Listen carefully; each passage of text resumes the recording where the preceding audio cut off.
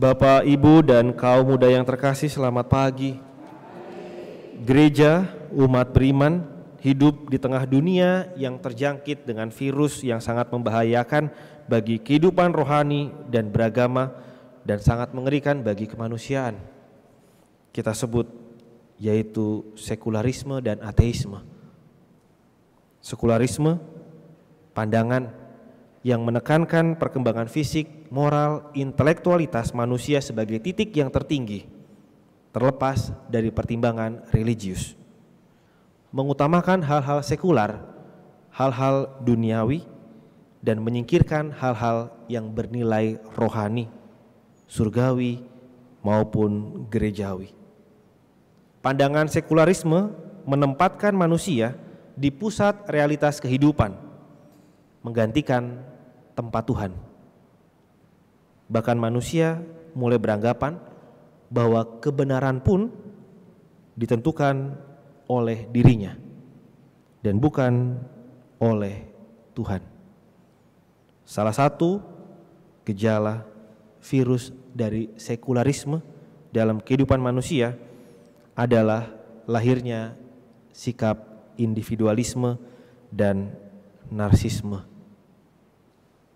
Individualisme yaitu hidup yang berorientasi pada diri sendiri.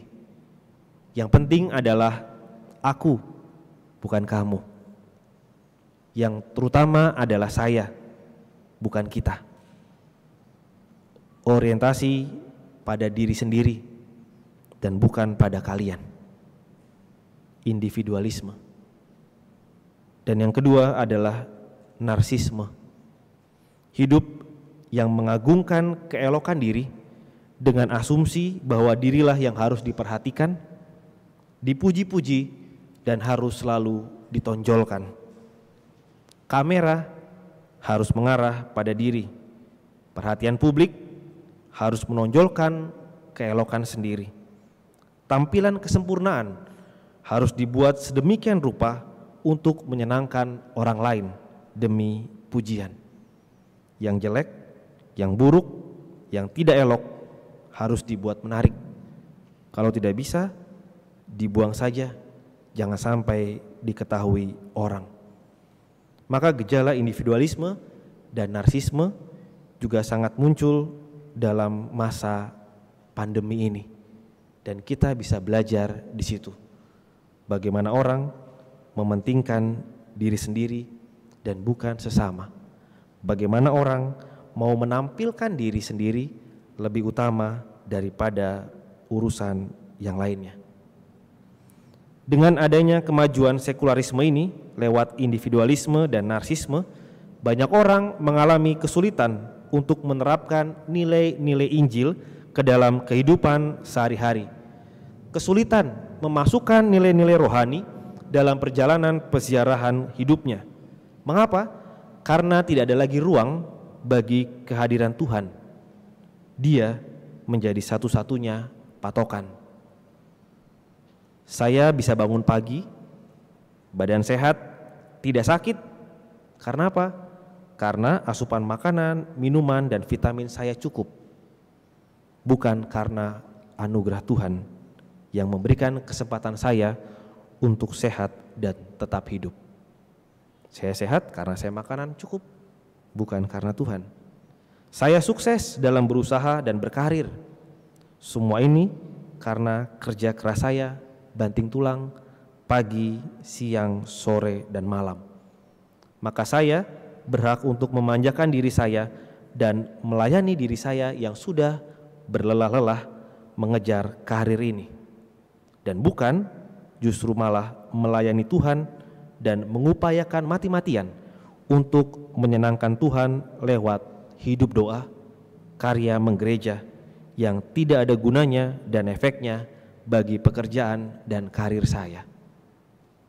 Yang bekerja saya, bukan Dia yang di atas.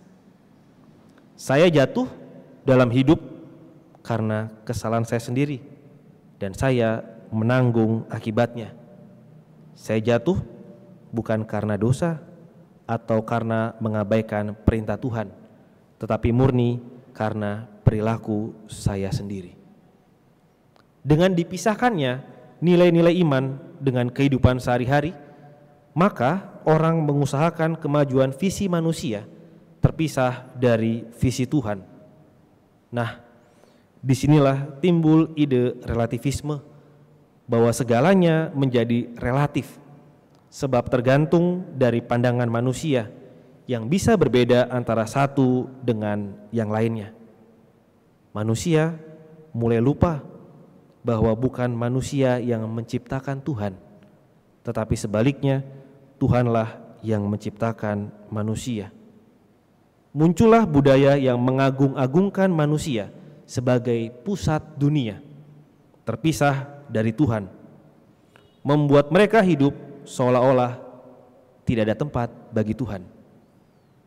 Maka berkembanglah dengan subur ateisme, tidak mempercayai keberadaan Tuhan, skeptis, sinis kepada keberadaan fenomena spiritual dan hidup rohani karena kurangnya bukti-bukti empiris tentang kehadiran Tuhan, dan akhirnya menyingkirkan keberadaan sesama karena orientasi yang terpenting ada pada diri sendiri, bukan orang lain, apalagi Tuhan.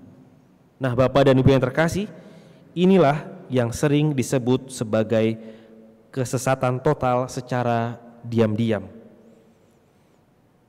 Ketika cinta kepada Tuhan dan sesama tidak lagi menjadi orientasi hidup. Padahal ini adalah hukum yang terutama bagi orang Kristiani. Lihat, hanya dari berkembangnya sekularisme dan tanpa sadar memberi makan bagi individualisme dan narsisme, akhirnya orang bisa sampai ke arah ini. Hal ini menjadi latihan rohani bagi kita, keluarga, anak-anak. Agar apa? Agar kita tidak jatuh. Ketika sadar bahwa selama ini kita ternyata memberikan ruang bagi suburnya individualisme, orientasi hanya pada diri sendiri dan bukan orang lain, suburnya narsisme, mengagungkan keelokan diri dengan asumsi diri yang harus diperhatikan dan dipuji-puji, maka saatnya kita bertobat sebelum terlambat, menata dan membenahi mentalitas, spiritualitas, hidup doa bagi diri, keluarga, anak-anak, saudara, sahabat, maupun sikap terhadap sesama, dan bagaimana kita merencanakan masa depan yang ingin kita gapai. Bapak dan Ibu yang terkasih, dalam konteks yang sama, pada 11 Desember 1925, Paus Pius ke-11 menetapkan perayaan Hari Raya Yesus Kristus Raja Semesta Alam sebagaimana yang kita rayakan hari ini. Hingga di setiap hari Minggu biasa ke-34, minggu terakhir masa biasa sebelum memasuki masa Advent, gereja selalu merayakan hari ini, Hari Raya Yesus Kristus Raja Semesta Alam. Maksud utama dari perayaan ini sangat spiritual, seperti yang terungkap lewat ensiklik Paus Pius ke-11 Quas Primas. Paus sengaja menantang ateisme dan sekularisme yang mulai tumbuh subur di zamannya dengan cara menampilkan Kristus sebagai Raja yang lebih tinggi, lebih berkuasa daripada segala kekuatan dan pencapaian dunia. Maka penempatan hari raya ini, hari raya yang kita rayakan hari ini, menegaskan kembali iman Kristiani akan Kristus sebagai penguasa waktu, sejak awal dan akhir, Alfa dan Omega. Gereja mencoba melindungi domba-dombanya dari arus kencang sekularisme dan ateisme dengan cara memeranginya. Kita diajak untuk turut memerangi sekularisme dan ateisme ini dengan cara menjadikan Yesus sebagai orientasi dan referensi hidup saya, keluarga saya, usaha saya, masa depan saya, dan perencanaan saya dan semuanya dalam hidup saya. Yesus sebagai orientasi dan referensi hidup. Titik. Maka gravitasi pada diri sendiri harus dirubah menjadi gravitasi pada Tuhan dan sesama. Mencoba memakai kacamata ilahi, menggunakan cara berpikir ilahi dalam hidup, karena yang lebih tinggi dari dunia dan semua pencapaian dunia adalah Dia yang menciptakan dan menyelenggarakannya, yaitu Yesus Raja semesta alam. Maka tidaklah heran bila pada hari ini kita diajak untuk merenungkan sabda dan perintah Sang Raja semesta alam lewat bacaan Injil yang tadi kita dengarkan. Ini Raja ini maunya apa sih? Dituliskan dalam Injil hari ini. Aku berkata kepadamu, sesungguhnya segala sesuatu yang kamu lakukan untuk salah seorang dari saudaraku yang paling hina ini, kamu telah melakukannya untuk aku. Secara lugas, Yesus mengacu dirinya sebagai yang kelaparan, yang kehausan, yang terasing, yang tidak punya apa-apa dan tidak punya siapa-siapa, yang tidak memiliki pakaian, yang sedang sakit dan yang sedang berada dalam penjara. Hal ini sangat menarik. Mengapa? Karena ternyata Sang Raja ini tahu bahwa kita manusia lebih gampang memuja-muja, melayani, dan menghormati orang-orang yang terkenal.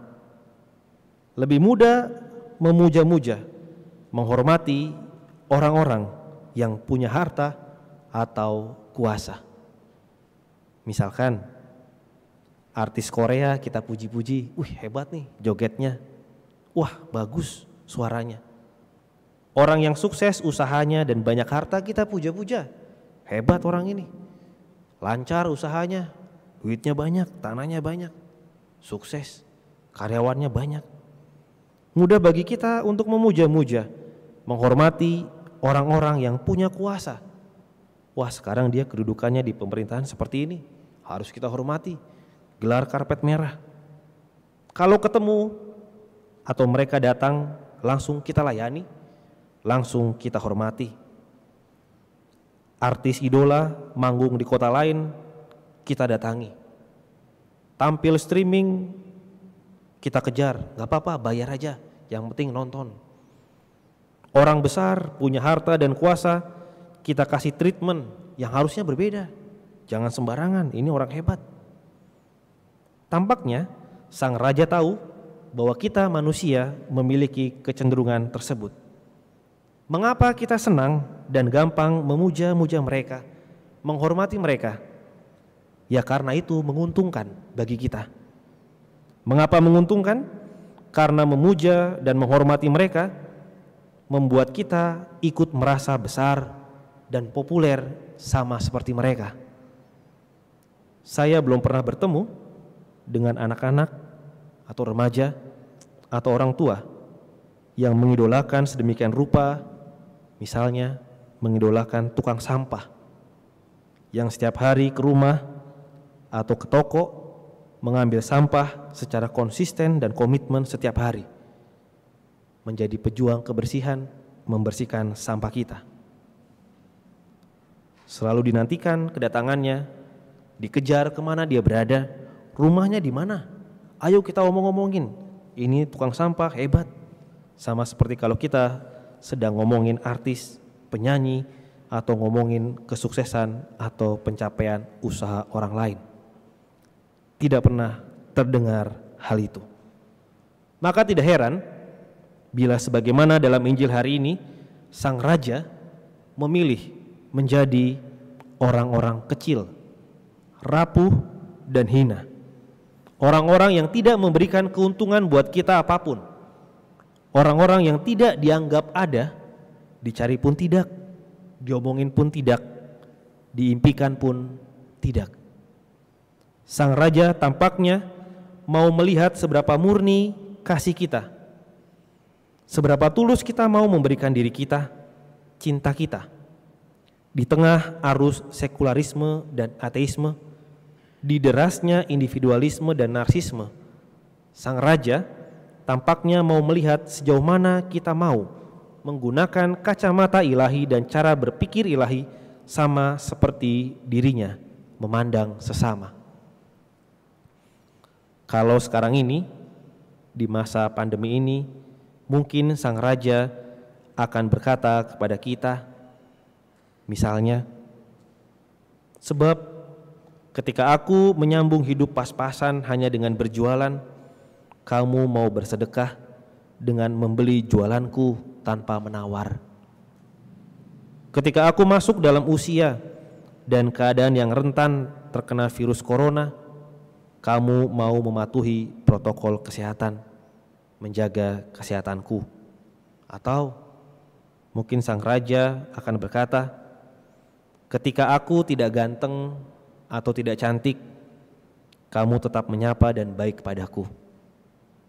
Atau ketika aku bodoh dan tidak pintar seperti kamu, kamu tetap mau berteman dan membantu aku. Atau ketika aku melakukan kesalahan atau melakukan hal-hal memalukan dan menjengkelkan, kamu tidak mengumbarnya di media sosial demi kebaikan diriku.